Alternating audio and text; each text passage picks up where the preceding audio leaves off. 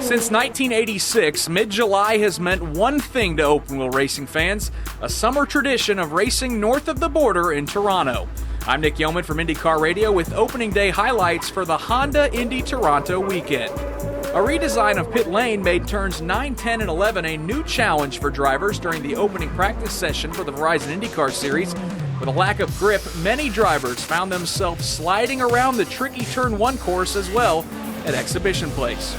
The defending winner of the Honda Indy Toronto just happens to be the same driver who dominated the Iowa Corn 300 1 week ago. Joseph Newgarden would struggle in the opening practice session for speed, only posting the 15th fastest time. Two-time Toronto winner Sebastian Bourdais paced the field Friday morning in his Hydroxy-Cut Chevrolet. On Sunday, Bourdais has a chance to join Michael Andretti and Dario Franchitti as the only drivers to win at Toronto more than twice.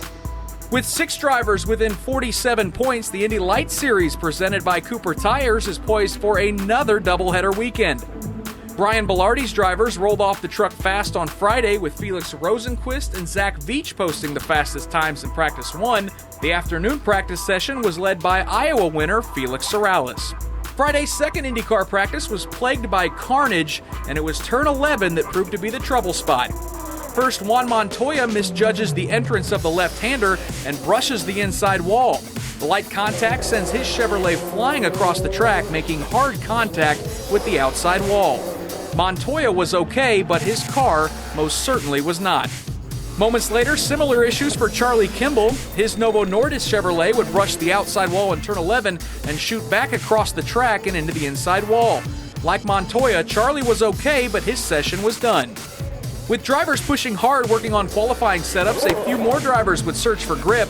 Momentum may be on his side after a top 5 at Iowa Speedway, but Mikhail Aloshin's Honda would step out from under him in Turn number 1. If you want to be fast at Toronto, you have to push the limits, and that's exactly what Simon Pagenaud would do in the second session.